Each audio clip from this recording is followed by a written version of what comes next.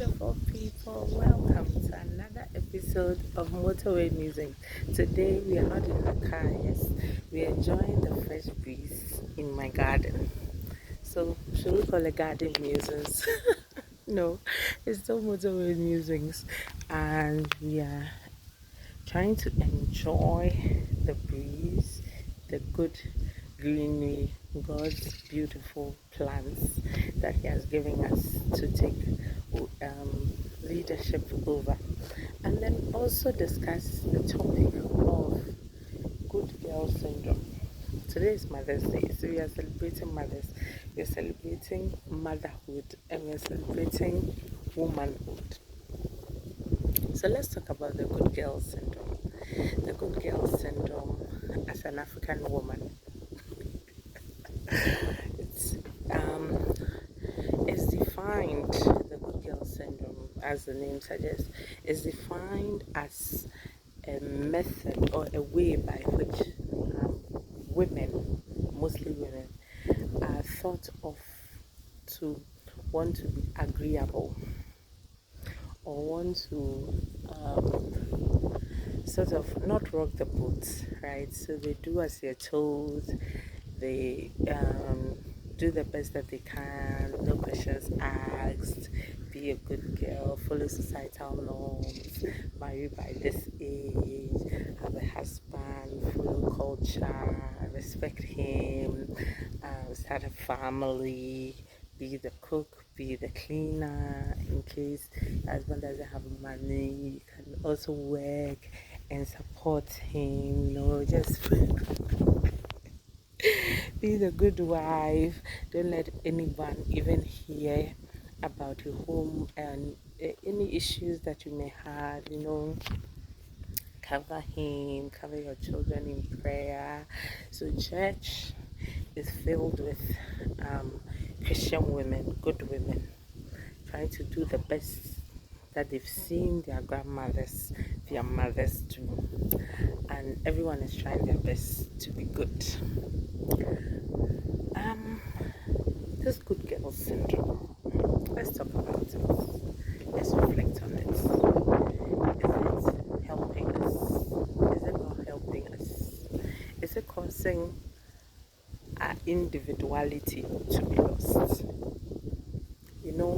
To have someone actually stand out, it will take a lot.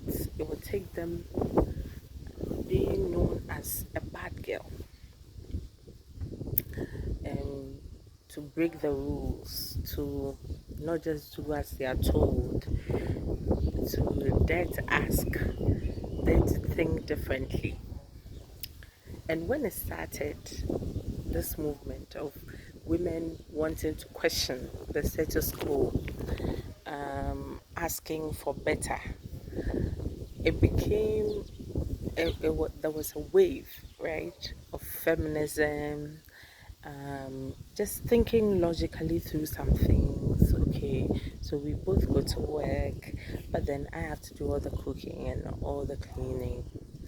And then this particular thing of childbearing, I'm the only one who can do it. And when the baby is young, I'm the only one who can actually take care of the baby. But then when they are old enough, I have to go back to cooking again. Okay, but I cook, I clean for everyone. Okay. At work, I'm just supposed to be the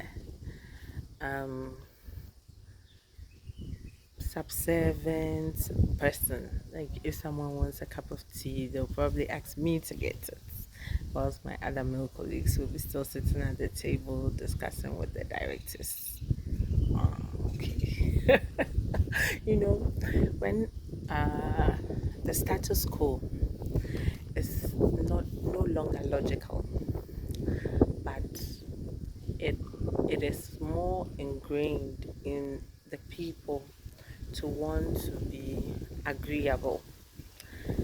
It takes longer for those societies that do not train their kids to ask questions to catch up, because you have half of the population knowing very well that this may not be good for me, but putting themselves through a self-sacrificing nature and going against everything that they hold dear just to belong.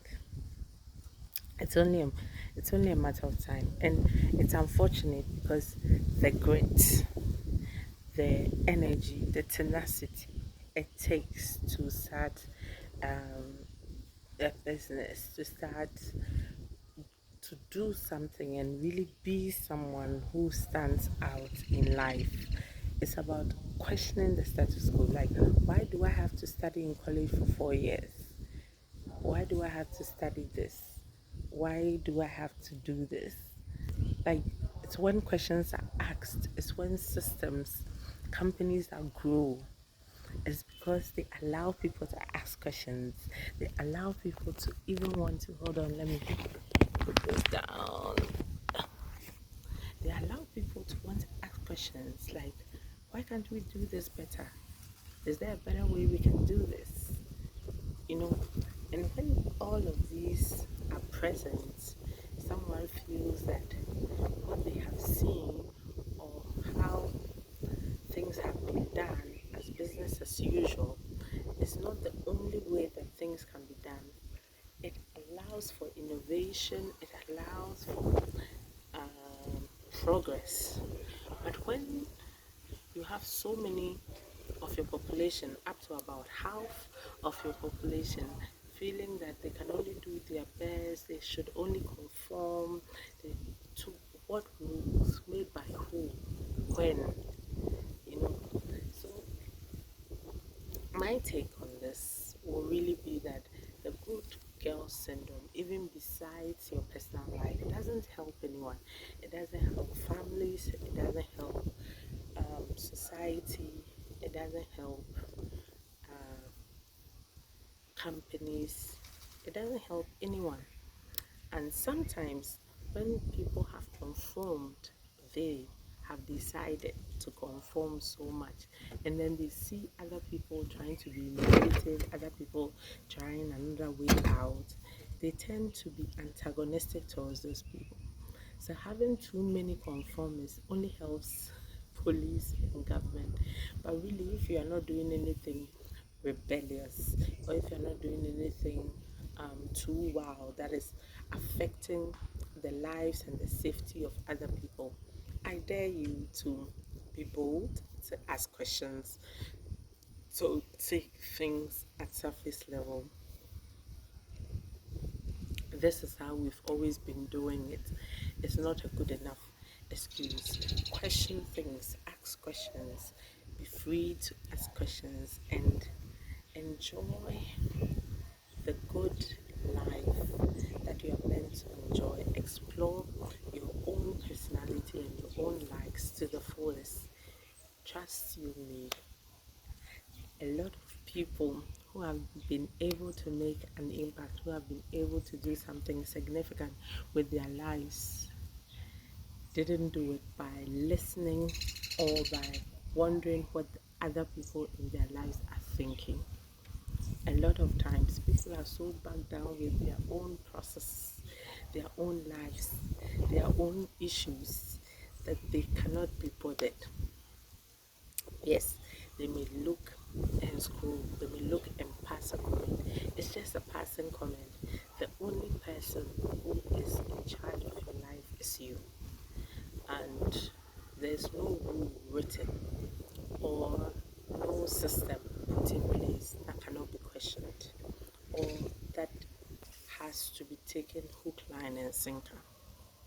Even our Lord Himself says, invites us that come, let us reason together. Okay, so it won't help you to take on this good girl syndrome or to continue in this good girl syndrome. Dare to be different, dare to ask questions, dare to be bold, dare to do a wild thing once a while in your life. Like if like me, you've always been so obedient, so quiet, so it's like that's the personality. You feel like you're being caged in a certain box. Please dare to do some some daring things, like try new things. Actually go out of your way and do something that you wouldn't typically do, so long as you're safe and you're not putting other people's lives also in danger. Be daring, be different. Nobody made it in the books of history by following the status quo. Do something different and stop being a good girl.